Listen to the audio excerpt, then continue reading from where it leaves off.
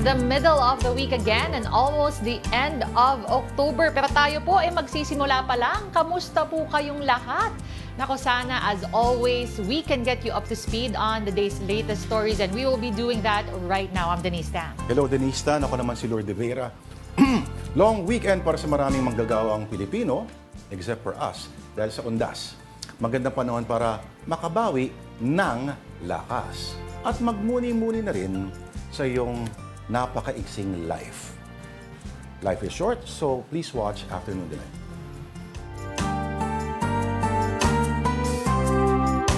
Yung muni-muni ba, sim ng nilay-nilay? Parang ganon. Oo. Minsan nalilito ako. Cute, ano? Cute ang words to describe an activity that is so profound. Oo. Reflect, di ba? Meditate. Muni-muni. Siyempre, hindi yan pwede ngayon because it is Hump Day. Hump Day Wednesday po ngayon, Hindi niyo po October sinasadya 30. Ganun po talaga. Hump Day.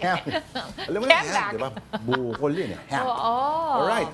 October 30. Yes. Denise, my God, magtatapos yung October. I know, ang bilis. Akalain mo yun. Tayo, na rin 10 months na tayo dito sa AD. 10 months na ba tayo? Oo. Anyway, ang ating pong chosen delight of the day, parang late lunch/merienda, pwede rin, ay chop suey with rice. Chop suey with rice. Healthy tayo today. Healthy ba? Eh, syempre puro gulay. Correct. Tapos, di ba, depende, no? Pero di ba yung iba, steamed or iba sinosote? So, tayo naman talaga ito. Yung gulay ba, hindi ba steamed yan muna? No. Pag Ano? in-steam mo yan, bugbog na talaga yan. Halatang hindi What you want nagluluto. with vegetables is crunchy pa siya. Tikman So, nga natin. yung shortest possible time na isinote siya, maigsi pero mainit. Kaya yung mga Chinese wok, di ba? Yes. Super fire. Oo. Ngayon, sige nga, anong hinahanap mo sa isang masarap na chop suey? So, masarap na chop suey. Tama, yung crunchiness. Gusto ko yon. Crunch ba ka mo? Oo. Aba. Pero Sige. kakainin ko yung sayo. Talaga naman may close-up direct. Sayote. Oo, yan ang binabayaran dyan ng mga nanonood ng Afternoon Delight. Sana nadidinig na. Teka lang, kukuha ko ng ano bang possible crunchy piece? Ito. Repolyo. Kung nadidinig niyo po yung ASMR kong attempt, paki-comment. Teka lang, nawala si Lord. Ano lang? Kung kahapon puro candy tayo, again, ito po yung ating delight of the day. Ano ba usually nasa chop suey? Di ba? Repolyo. And then, ano ba ito? String beans. Ikaw nga ng mga carrots. Carrots. Oo. Carrots. String beans. Cabbage, meron. Sayote. String beans. And then minsan, may halo ring pork. Or some sort of protein. Ito yung kulang ng ng ating... Chop suey? May chicharon? Of course! Hindi mo pa na-try? Hindi pa. My God! Totoo ba? Seryoso. Lalagyan ko sa tabi mo para... Sige. Try Tapos, mo. you eat it with rice. Oo, lagyan mo ng sauce yung chicharon. Isa ba yung... Ituring mo siyang sahog. Okay, sige. Yan. Try ko yan. Liligaya kang tunay, Denise Tan. Naman, mapapahaba na itong segment natin sa Tiki Man. Sorry. Okay, ang gusto natin sabihin, well, of course, sinasabi ang pangalan pa lang ay Chinese, ang origin ng dish. Pero maraming nag-argue against ito ay ang sinasabi nila, chop suey, as we know it, came to us by way of America. Ha? Paano? It's a Chinese dish via American culture. Of course, alam natin na noon pa lang ay may trading na nangyari ang mga, early Filipinos of these islands with Chinese traders. Enjoy ko Even tong before chapsuya, yung pre-colonial pa. Pero sinasabi na ito raw ay it was not until the Spaniards came here na sineryoso tayo at nagkaroon talaga ng actual exchange talaga Okay. ng mga elementong ganito. Pero ito daw, via American occupation, sabi nila. Hindi ito diretsong influence ng Chinese. Pero interesting kasi na nung una, as early as the 1800s sa Amerika, pag menu ng isang restaurant, may mga chop suey na. 1800s? Yes, oo. Lalo na sa San Francisco, no? Ano masasabi mo sa chop suey na may chicharon? Gets ko yung sinasabi mo because it adds more crunch, tapos yung saltiness. Yep. Parang mas nagiging complex yung flavor.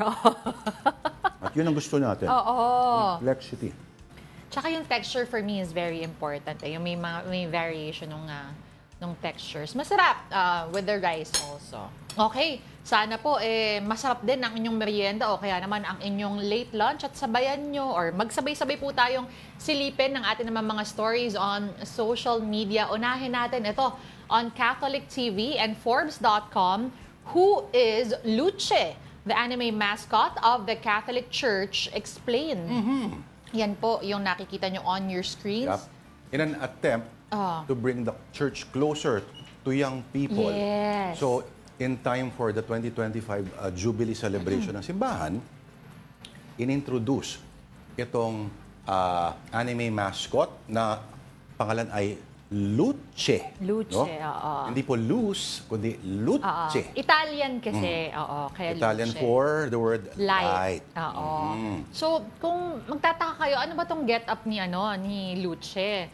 So, may explanation. Ang sabi nila, the reason why she wears a raincoat is she is She. a... Paglilinaw, she. ano? She. Okay. Ang yung Luce na pangalan ay pwede sa babae at lalaki. Pero the character itself ay babae daw po. Okay, the reason why she is wearing a raincoat, muddy boots, and walking staff is because she appears to be a pilgrim and the outfit symbolizes her perseverance through a storm-ridden landscape. Yan.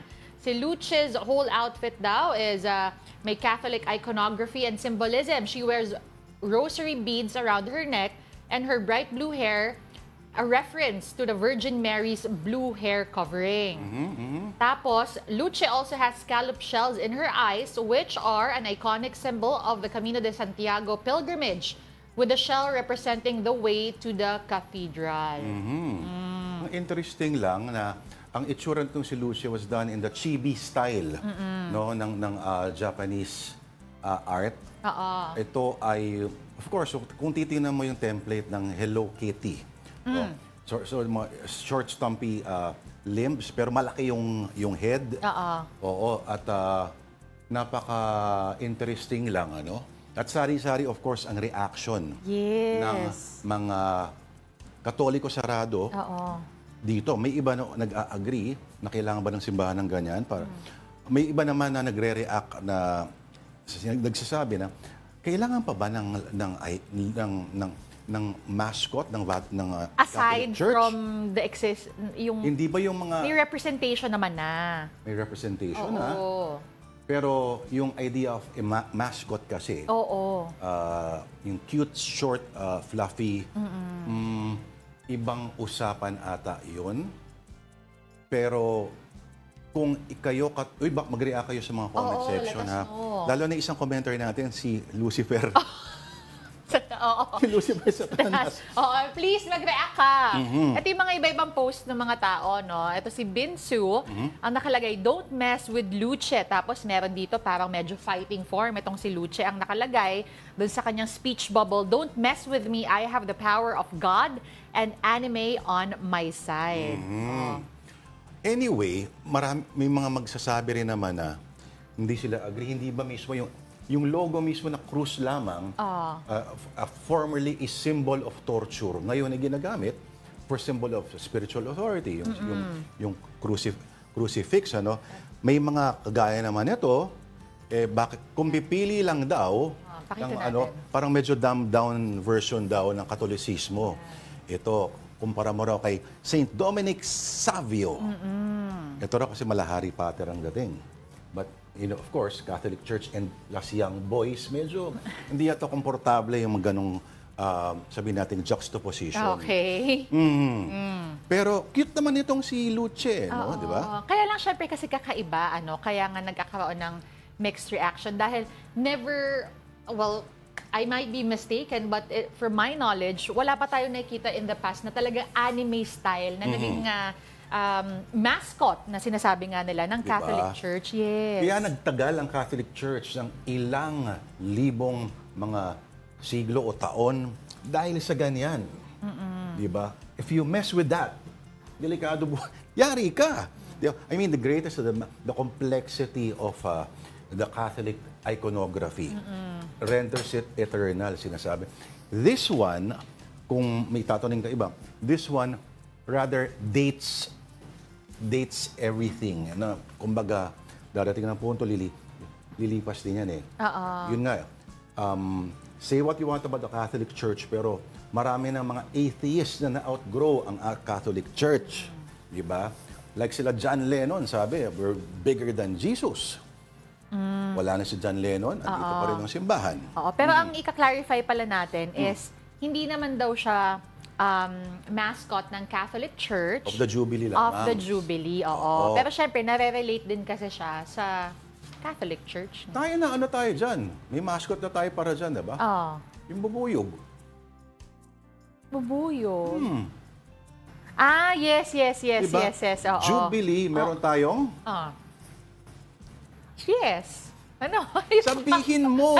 May mascot din naman yan. Mag-sponsor muna kayo. Oo nga, padala kayo. Oo. Alright. Okay, meron. Pero mabuti na lang, cute itong si Luce. Cute, oo. Madami naman natuwa. Oo. Actually, yung mga Luce, mahuhusay ang mga eh. Parang yung dati nating boss, si Ma'am Luce Cruz Valdez. Although may nagre-react din.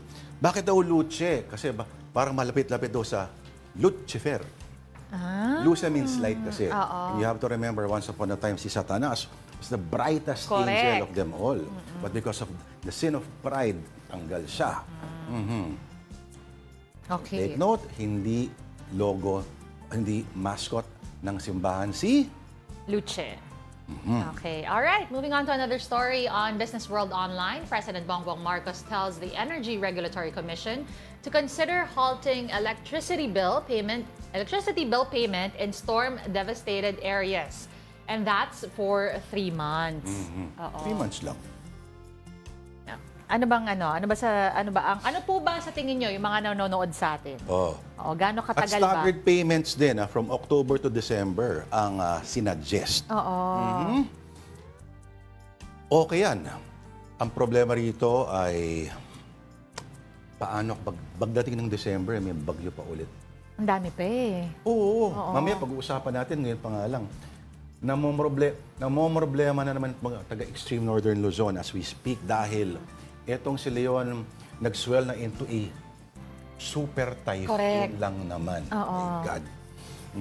Ganito karami, Tita Denise, yung inabot ng mga kabahayan na nasira. 83,777. 5,400 sa kanila, wala ng pag-asa talaga maayos. Agriculture damage, yung crop damage, nasa 340 billion pesos na po. Alam mo, ibig sabihin yan, hindi na magagamit ulit yung pangalang Christine. Ganyan, pag you hit a certain amount ng damage, pati yung mga casualties, i-retire, kumbaga, i-decommission na yung pangalan na yan. So, obviously, mostly, nanggaling ito mga reports ng mga pagkasira from Mimaropa and the Bicol region, of course, Eastern Visayas, at Administrative Region. Okay. Tandaan natin, ang November, ang Yolanda nangyari November. So, hindi pa ho tapos yung pagbabantay ng Pinoy sa mga bagyo. Alright. So, anyway, yan. Third most highly devastating weather event sa Pilipinas this year. No, sabi ng Greenpeace Philippines. Okay, so mga kapatid, binabati po natin lahat ng nanonood ng programang ito. Ito po yung Afternoon Delight via live streaming on Facebook, YouTube, and TikTok. Si Tita Denise, magbabasa ng comments habang kumakain ako ng chop suey. Hanapin natin yung page natin and our live. Teka. Ang interesting sa chop suey, in theory, kahit ano pwede mo gawin chop suey. Totoo ba? Kasi gawa ito sa mga leftovers. You mean kahit anong gulay? Oo, diba? Ako naman, ang gusto ko sa chop suey is, for me personal ko, kahit anong ulam ay pwede mong i-partner sa chop suey. Para sa akin, no? Kasi yung flavor ng chop suey to me is not overpowering. So it just, pairs well with a lot of things. Okay, Oscar N, magandang hapon. No? Magandang hapon din sa'yo. Sabi ni Lawrence Villanueva, masarap yan, may chicharon. Kahit chicharon lang ang ulam. Hoy! May konting ano naman. Oo. Health consideration. Oo. Lokohin natin ng konti ang sarili natin at paghaluin natin ng chop suey at chicharon. Okay, sabi ulit ni Oscar, suggested snack, corn silog. Corn beef? Yun ba yung corn silog? Almusal yun eh. Oo. Ako, I don't mind. Sana mag-comment ka rin ng tapsilog. Comment mo now na, tapsilog or spam silog. Okay, sabi ni Haang Karong. Oh, present na naman. Good afternoon. Good afternoon din daw, Sir Lourdes and Miss Denise. Galing kay John Centilleses. Corn beef, sinigang, itlog, paulit-ulit. Okay. Uy, alam mo, may mga estudyante ako noon sa Lasal, introduced me to this thing called baksilog. At hindi lang siya yung simpleng bacon, sinangag, itlog as we know it. Merong cheese sauce. Kinain ko yun ng isang araw. Di ba? Di ba? Dumaan ako dyan sa may malapit na supermarket. Ano masasabi mo? Masarap. Diba? Oo. Tapos may katabi siyang stall. Merong Hungarian sausage. Hindi combo. Combo tayo ngayon. Sana sinagad mo na, pamili ka namang squid ball, fish ball. Hindi na. Sobra-sobra naman na. Oo. Ako dati may wine ano pa doon. Nagsarado na. May deli pa doon. Oo. Anyway.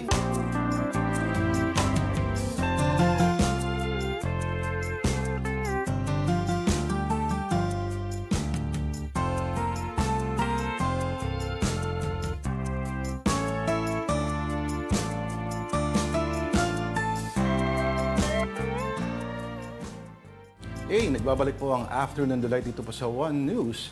Ako po si Lourdes Vera. At ako naman po si Denise Tan. Thank you for staying with us. Ang ating storya ngayong Miyerkules is the weather watch dahil ang bagyong Leon ay super typhoon na. Leon was last located 350 kilometers east of Calayan in Cagayan.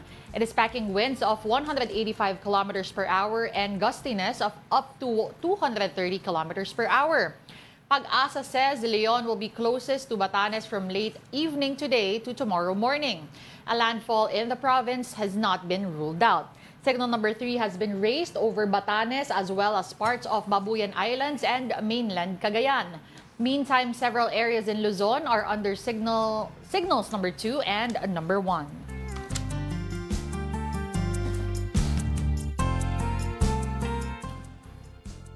At dahil bagyo, kailangan ulit natin dumulog sa mga eksperto. Let's bring in Pag-asa Weather Forecaster, Ma'am Veronica Torres. Ma'am Veronica, okay, itong Super Typhoon Leon na ngayon, gaano ba ang katindi ang maaring dalhin na hangin ito sa Batanes? Mukhang tatama po ng Batanes, ma'am. Opo, so eto ngang si Leon ay nakikita natin sa ating area of probability na posible nga itong lumapit sa may Batanes area. Sa kasalukuyan, yung nakikita nating lakas ng hangin ay nasa 185 kilometers per hour. At ito ay kumikilo or bugso ay abot ng 230 kilometers per hour, kumikilo sa direksyong Hilagang Kanluran sa bilis na 15 kilometers per hour po. 15 kilometers, ma'am? Yes po, sir. Mabagal po yun, ano? Opo, hindi, parang yung speed nito ay hindi ganun kabagal, pero hindi rin naman siya ganun kabilis. Although, after 24 hours, posibleng maabot na nito around 20 kilometers per hour to 25 kilometers per hour po na movement speed. Ma'am, posible po ba yung landfall? Kung mangyayari po, saan po ulit at kailan po ito mangyayari? Opo. So, ang landfall scenario dito kay Leon, hindi pa rin natin nirule out kasi napakalapit nito sa sentro ng mata ni Leon at nasa area of probability na nga rin itong Batanes, Babuyan Islands area. So, ang pinakamalapit nito sa Batanes ay around late evening today to tomorrow morning. So, kung magla-landfall man ito, possible between those timelines. Wala ho bang interaksyon itong si Leon sa, kung halimbawa, mga sitwasyon po sa ilang bahagi po ng Pilipinas? Wala ho ba itong hinihigop na ilang mga katubigan po o mga area sa mauulan at magpapalala pa po ng panahon, ma'am? Sa kasalukuyan, itong si Leon ay wala, ang other than kay Leon na nakakaapekto sa bansa natin ay yung ating tinatawag na yung kanyang trough o extension. So kahit mostly yung mga pinapaulan at mga malakas na hangin dulot ni Leon ay sa northern Luzon at sa ilang bahagi sa silangan ng Luzon area, abot pa rin yung mga paulan ng trough nito, posible umabot pa rin hanggang Visayas. Opo. Ma'am, nagbago ho ba ang track kahapon o yung track ng bagyong ito? Kasi well, sinabi naman yung posibilidad na maari maging typhoon, ano? Pero although alam naman natin in terms of pinsala, typhoon, super typhoon, it doesn't really matter. Pero for emphasis na lang nadadagdag. Pero yung signal number 5 ho ba, ito ho ba ay gaano ka-posible na ma-declare halimbawa? Maaaring enlighten niyo po kami dito, ma'am. Opo, so kagaya ng mga, nabanggit na din naman po natin sa ating mga previous bulletin na signal number 5 not ruled out at ang pagiging super typhoon is not ruled out. So kapag nagkaroon pa ng shift papunta sa kaliwa at ng track nitong si Leon, so kung mas malapit pa ito sa may extreme northern Luzon area, ayan po yung hindi natin, yung posibilidad na magtaas po tayo ng signal number 5 po. Ma'am, just to confirm, tama po ba na nasa signal number 4 na po sa Batanes? Opo, upon checking, Batanes area ay naka-signal number 4 na po. And then ma'am, baka naman pwede nyong pakipaliwanag lang po briefly if you can. Anong nga po ba yung pagkakaiba ng signals that we have 2, 3, 4 at yung 5? Apo, so yung iba't iba nating signal, may iba't ibang threshold. So ang sinasabi natin, kapag signal ay lakas po ng hangin. So hindi po nito sinasabi yung lakas ng mga pag-ulan. Yung sa mga paulan, different product yan, it's weather advisory. So kapag sinabi nating signal number 1, ito ay mga malalakas na hangin. So posible yung minimal to minor threat to life and property. So kapag signal number 1, ang range ng wind speed niya ay 39 to 61 kilometers per hour. Signal number 2 is gale force wind, minor to moderate threat to life and property. Range ng wind speed ay 62 to 88 kilometers per hour. At pag signal number 3, storm force wind, moderate to significant threat to life and property. Ang range ng wind speed niya ay 89 to 117 kilometers per hour. At ang signal number 4 naman ay typhoon force winds 118 to 184 kilometers per hour. Significant to severe threat to life and property. At signal number 5 naman, ito naman yung lakas ng hangin na more than 185 kilometers per hour. So napakalakas na mga hangin po nito. Kaya kung kailangan mag-evacuate, dapat mag-evacuate na po tayo. Opo. Okay, ma'am, kailangan po lalayas ng Philippine Area of Responsibility itong si Leon. At siguro, marami pang magtataka, no? Yung undas ho ba nila ay magiging maulan?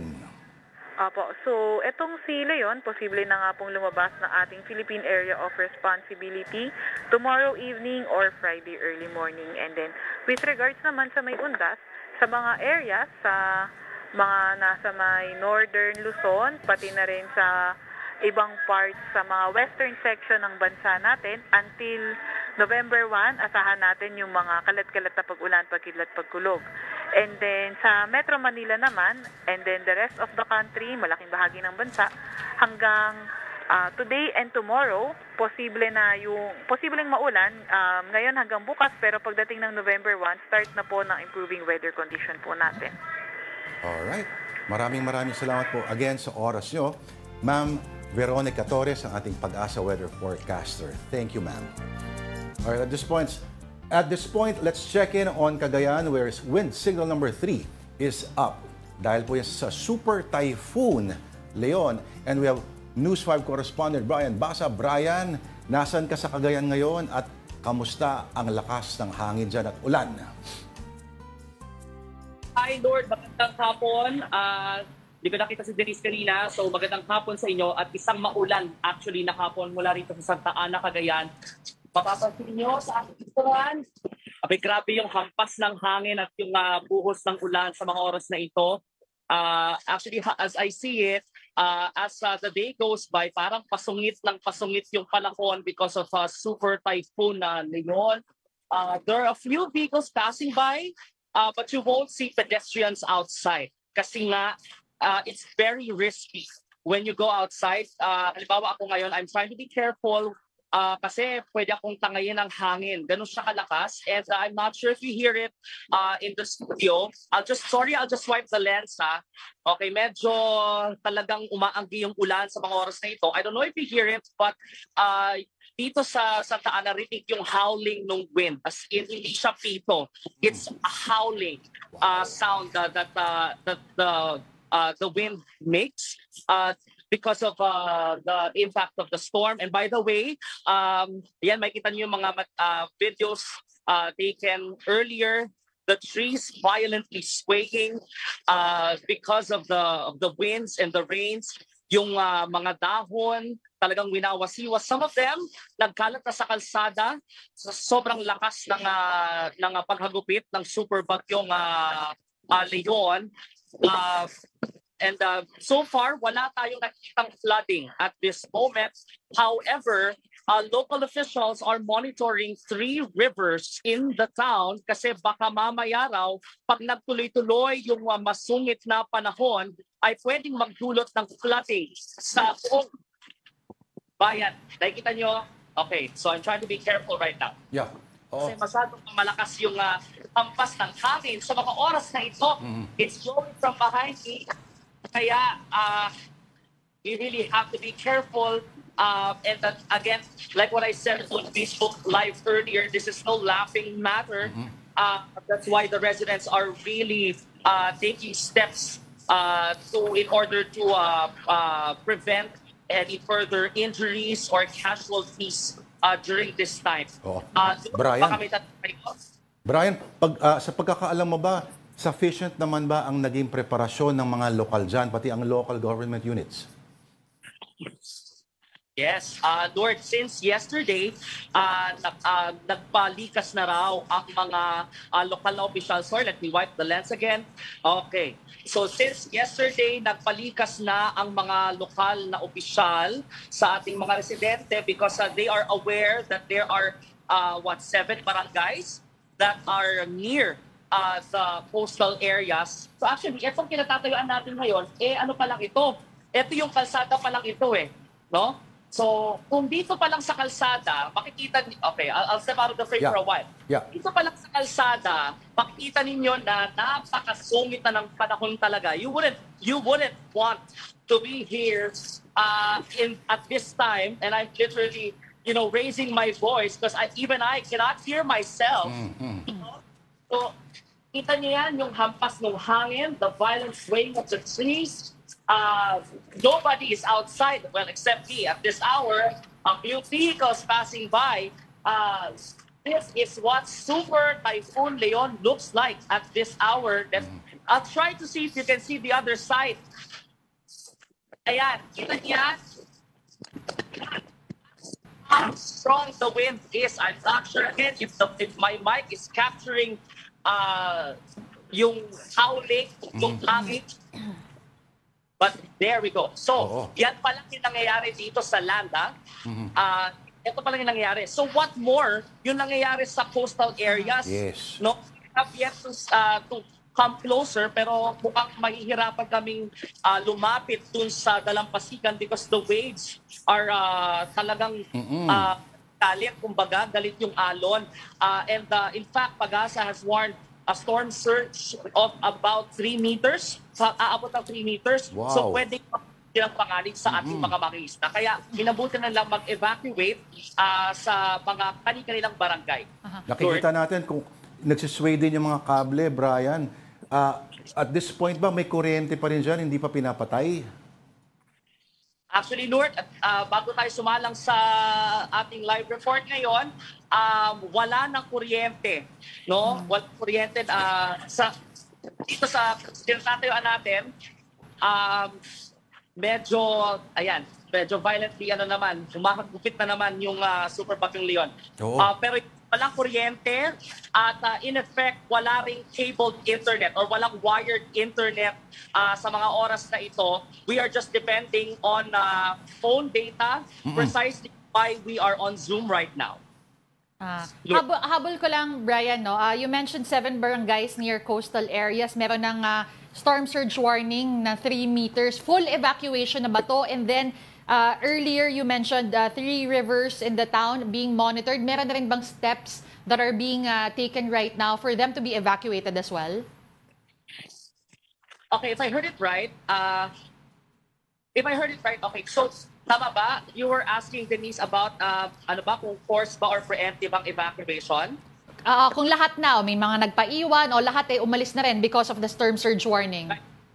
Okay, so to answer that, Denise, meron ng forced evacuation at this time dahil nga nandun na yung threat kasi na baka umapaw yung mga ilog, nandun na yung threat na baka sumabay pa yan sa nagagalit ng alon, no, dun sa coastal areas. That's why forced na ang evacuation, although sinasabi ng mga lokal na opisyal na meron pa rin mga nananatili sa kanilang mga bahay. Nila kasi sanay na raw sila sa karanasan ng bagyo. Actually, if you go around the houses, some of them, they actually have generators. Nagkataon lang ito, pero iba rito na wala. But many houses here actually have generators kasi ganun sila kasanay. Na pag nawala ng kuryente, they can, just switch to the generators and tuloy-tuloy lang ang kuryente sa kanilang mga bahay. But then again, it's, nandun pa rin yung pagpiprecaution ng local government here na kapag sinabing, lumikas na kayo, likas na, para maiwasan na ang anumang injury or casualty that could be brought about by this super typhoon. Hanggang mamaya pa raw yan, Brian. So mag-ingat ka. Safety first, Brian. At maraming salamat sa iyo. Alright, ingat kayo ng team mo. Brian Basa, ang ating News 5 correspondent na nasa Santa Ana, Cagayan, ang pinakadulong bahagi ng Luzon, mga kapatid. Now, the Alagang Kapatid Foundation has delivered aid to communities affected by severe tropical storm Christine and Albay. News 5 correspondent Mon Gualvez with the story. Mga bahay na natabunan ng landslide ang inabutan namin sa Barangay Burabod sa Libon, Albay. Nangyari ito sa kasagsagan ng bagyong Christine, 1 linggo na nakakalipas. Pati mga sasakyan at mga konkretong establishmento hindi nakaligtas. Para siyang yung pinuputol ng mga kahoy, ganun, tas dumadagundong talaga yung lupa. Nung marinig namin yung tunog na yon, tumakbo na ako pababa. Tapos sumisigaw na ako para maalarma din yung mga residente, yung mga kapitbahay. Isang iglap lang po, bumagsak yung namin. Ang pinaghirapan po. Ang kinakapitan ko na lang po yung Diyos. Tapos yung mga tao po na may concern po sa amin. Isa ang nasawi sa landslide. Patuloy naman ang clearing operation sa lugar para muling may madaanan. Nasa 30 talampakang taas ng lupa yung gumuho mula sa bundok at tumabon dito sa Barangay Burabod. Sa kapal ng lupa, marami sa mga bahay ang hindi na halos makilala dahil sa tumambak na lupa sa lugar. Sabi ng lokal na pamahalaan, taong 2006 pa nang madeklarang landslide prone ng lugar matapos manalasa ang bagyong Reming. At dahil sa insidente, nakatakda nilang tutukan ng pagpapalikas sa mga residente. Itong area na to, talagang sobrang dami din po talaga. Kaya noong 2021, nagkanda kami mag-expropriate sana ng isang lugar para sa relocation site, hindi lang na-materialize. Nagkabitak-bitak at halos mahiwalay sa daan ng ilang bahagi ng highway sa mga barangay ng Pantaw at San Jose sa Libon. Habang gumuhong lupa naman ang problema sa Sitio Mararag, kaya tanging motorsiklo at ilang tao lamang ang nakakatawid. Ito pa naman ang daan mula Libon papuntang bayan ng Piyuduran. Na-wash out naman ang buong palengke sa Barangay Bonbon sa Libon. Kaya mga nagtitinda, kanya-kanyang pwesto muna ng tolda makabenta lang. Isa ito sa agad tinulungan ng Alagang Kapatid Foundation.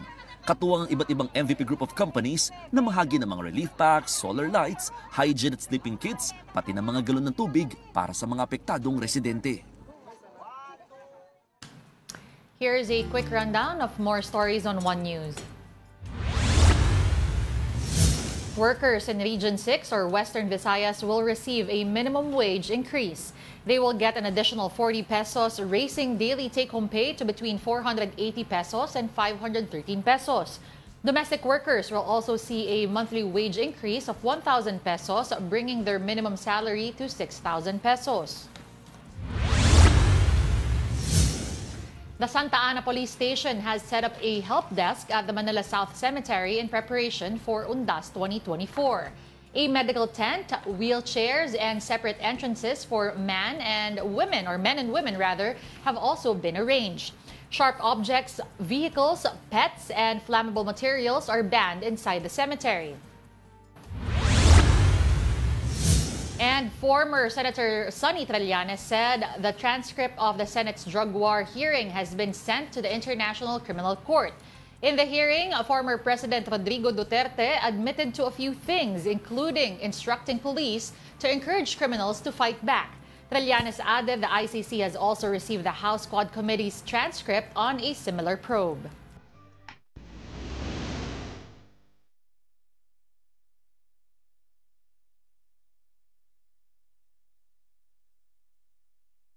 All right, 6 more days and the world will know who the next American president will be. And the battle is neck and neck between Kamala Harris and Donald Trump.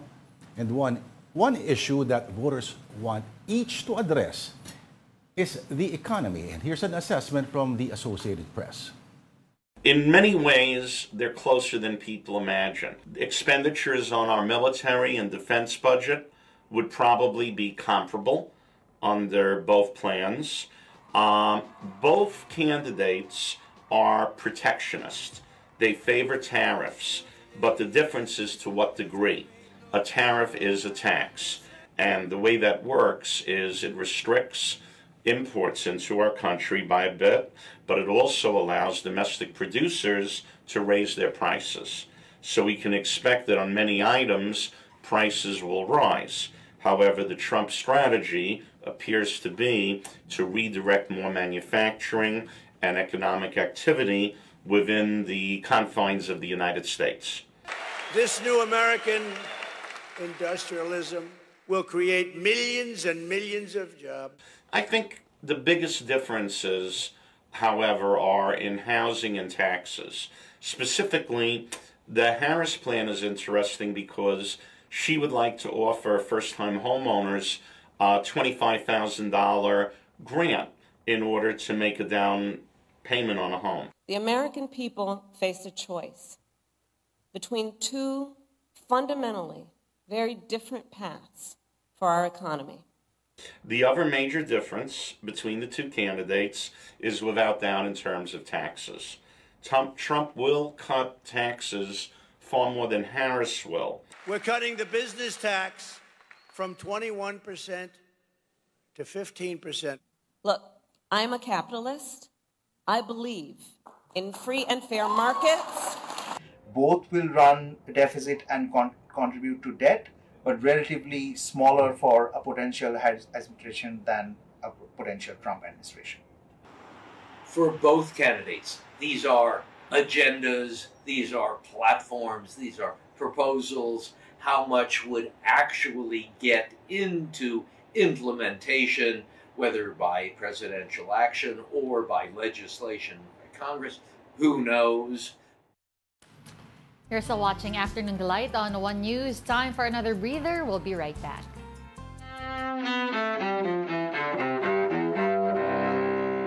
Something wriggling out of the shadow like a gray snake.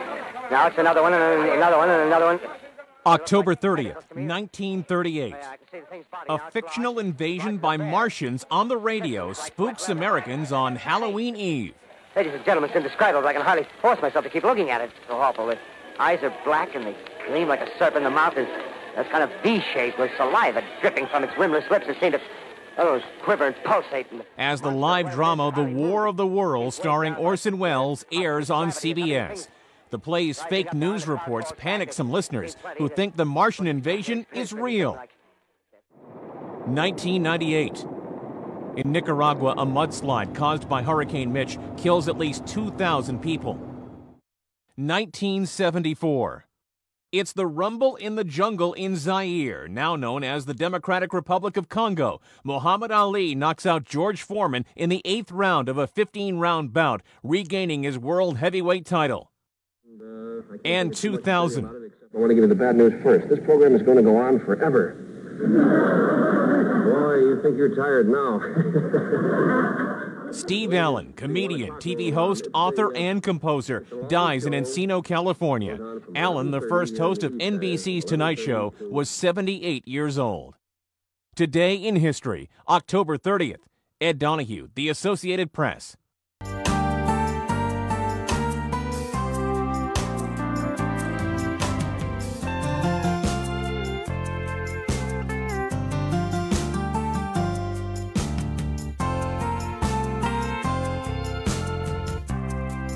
And we're back. You're watching Afternoon Delight. Ako po si Denise Tam. At ako naman po, si Lord De Vera.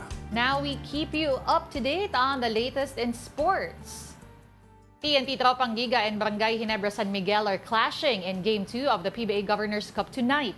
This will be held at the Smart Araneta Coliseum at 7:30 p.m. TNT drew first blood with a 104-88 victory against Ginebra in the best-of-7 finals last Sunday. In football, the Filipinas aim for a perfect slate in their final match of Pink Ladies Week against Kenya. The game will be held at 9 p.m. Philippine time in Antalya, Turkey. Last weekend, Filipinas secured a dominant 3-0 win over Jordan. And Olympic pole vaulter EJ Obiena has announced that he has fully recovered from a lower back injury. In a social media post, Obiena said he already received clearance from his doctor. The world number 3 thanked his supporters for their encouragement during his recovery. He also shared that he has been focusing on getting back into shape for the 2025 season.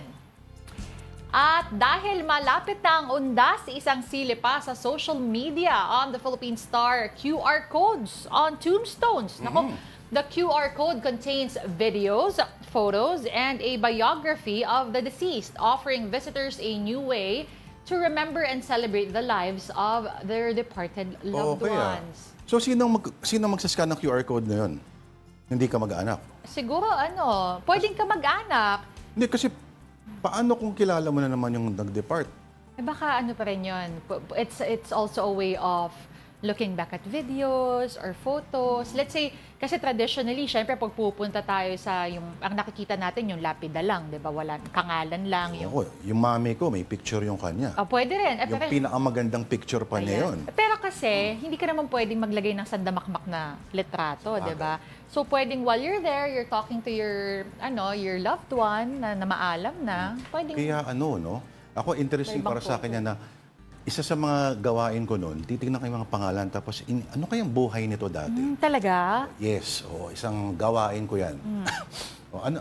Ito kayang si Ligaya Liwayway, ano siya dati? Although, curious ako if there is some sort of restriction as well. Kumbaga, if you're putting out, let's say, information or yung mga papakita mo yung videos with, family members, syempre, kahit sino pwedeng mag-scan nun, di ba? Parang ganun nga mangyayari.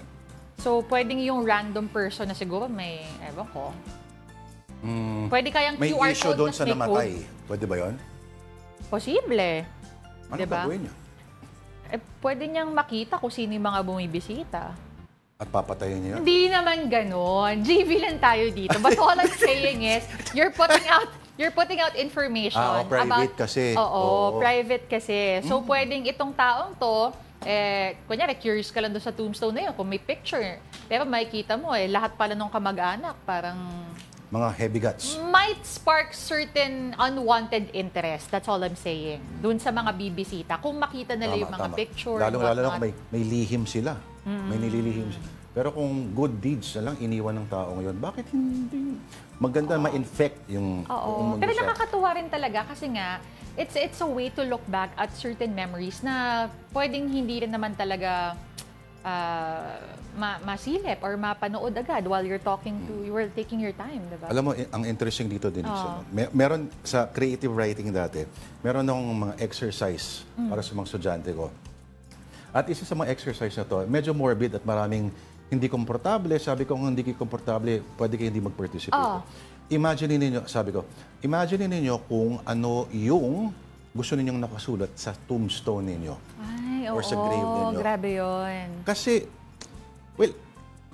isipin mo, ibang tao pa ba ang mag-iisip noon para sa iyo? Hindi ba maganda na kung meron kang gustong... Kasi yun lang, yung dumadaan sa tombstone, yun lang ang mababasa niya. Minsan, hindi ka makilala, pero what you want the world to know about you. And how you want to be remembered. Yeah. Tapos, maari siya mag-serve na parang blueprint at guidepost for how you will conduct the rest of your life. At kung may mga mahal kayo sa buhay, the time to tell them that you love them is now. Hindi yung nando na sila sa ilalim. Correct. Each flower na nakikita mo sa ibabaw sa sementeryo is a petal of regret. And make it constant, make it casual. It doesn't have to be a special occasion for you to be able to tell them and make them feel that you love them. 8.5 yung size ng sapatos ko pala. Sa February tayo mag-usap. Okay, ito ang isa pang bagong paraan ng paggunita sa ating mga mahal na yumao mula kay Mobile Journal, Kayla Makantan. Sa tuwing sasapit ang undas, matik ng kandila o kaya'y bulaklak, ang bitbit ng mga bumibisita sa puntod ng kanilang namayapa. Pero ang ilan nating kapatid, nakaisip ng makabago at masulit na regalo para sa yumao. Marmol o kaya'y granite na lapida, ang karaniwang makikitang nakakabit sa mga libingan ng mga yumaong mahal sa buhay. Pero sa paglipas ng mga taon, meron itong kumukupas o kaya naman ay nabibitak.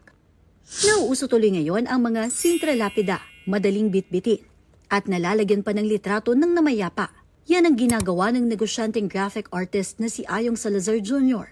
Ang inspirasyon dito, ang mapaganda ang pag-alala sa sumakabilang buhay na tatay ng kanyang misis. Sigurong lapida rin ako kasi mag-ulas. Ayun, ginawa ko siya. Tapos, try mo kaya i-post, baka may gusto rin magpagawa. Kaya yun, simula mo. Sa 13 years na experience ni Ayong sa graphic art, sinisikap niyang ma-enhance ang mga ipinapasang picture ng customers para maging parang bagong kuha lang. Ilang customers pa raw ang napapaluha pag nakikita na ang finished product. Mano-mano niyang ginagawa ang pundasyon ng sariling layout at print na may pa-free flameless candles pa. Sa halagang 160 pesos, makakapagpagawa ka na ng customized and high-quality sintra lapida. Pero may unique selling point daw ang gawa ni Ayong. Yung pagmamahal, ma'am. Yung pagmamahal, ma'am, doon sa may paggawa nung nai-apply mo namin sa paggawa ng lapida.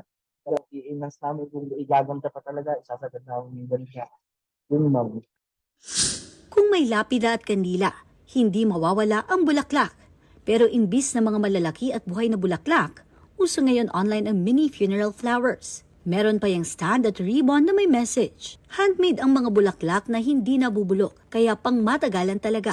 Ang 23-year-old education graduate na si Maine, last year lang nang magsimula sa kanyang business.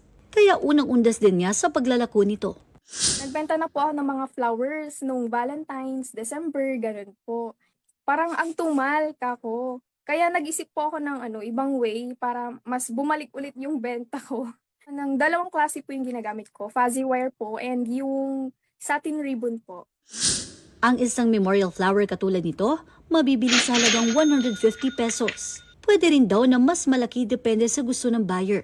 Pero syempre, mas mataas ang presyo na aabot sa 350 pesos. Limit ko din po yung nila, yung parang kakayanan po nilang mabili. Kasi pag medyo tinaas ko pa po yung price niya, baka konti na lang din po yung yung makaka-afford ng products ko. So, nilagay ko po siya sa gitna. Iba't iba ang paraan nating mga Pilipino ng paggunita sa ating mga namayapa. Pero huwag kalilimutan na ang panalangin at pag-alala ang pinakamahalagang maialay natin para sa kanila. Mobile Journal, Kayla Makantan, hatid ang mukha ng balita. Thank you, Kayla Makantan. At tulad ng delight natin today na chop suey, sari-sari rin ang ating ISO The Science. Ito na po, sari-saring Science Edition. Ito na po sa ating ISO The Science. First photograph, Tita Denise. Anong sisilipin natin? Naku, anong nakasulat? Wow, baka wala nakasulat. Sorry ako na lalapit. Ang post ay, my God, good news. Presyo ng gasolina. Bumagsak. Literal na bumagsak yung signage. Literal. Panalo. Next. Okay, post. Anong tinitira mo? Me? From the Senate hearing ito. Opo. Yan kaya ay tiger bomb? Parang one mga of those, menthol and bombs, no? yung mga thigh, no? Bakit walang basagan ng trip? Medyo nakarelate nga ako ng konti eh. Tama. Gusto ko tuloy ganyan anong pangalan? Hong Tai? Yata, Hongtai. Hongtai daw. Hongtai. Hongtai. Ako, white flower lang ganito.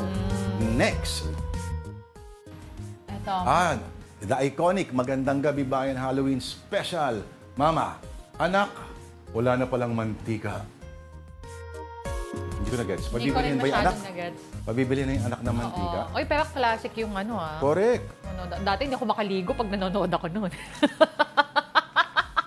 Kasi manonood ka ng bata, di ba? Siyempre, Akala ko last year. Hindi, prime time. Tapos naghahapunan ka, tapos bigla kang papaliguin. Shout out sa mami kong lagi yung pinapaligo habang magandang mo.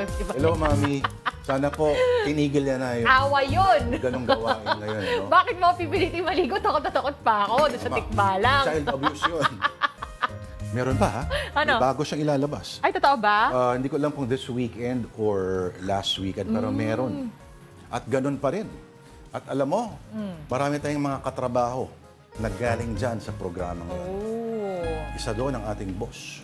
Okay, sige po. Alright. Kung meron kayong mga signs na nakita like those, nakakatawa, please send them to us at afternoondelighton@gmail.com. Hindi na natin kukumustahin ng Afternoon Delight viewers sa YouTube and Facebook. Bukas, babawi tayo. Subukan natin babawi bukas because that will have to do it for us this Wednesday, October 30. Maraming salamat po ulit for watching Afternoon Delight. Ako po si Denise Tan. So join us again tomorrow, 2 p.m. Ako po si Lourdes de Vera nagsasabing magandang delightful afternoon sa lahat. Kala mo.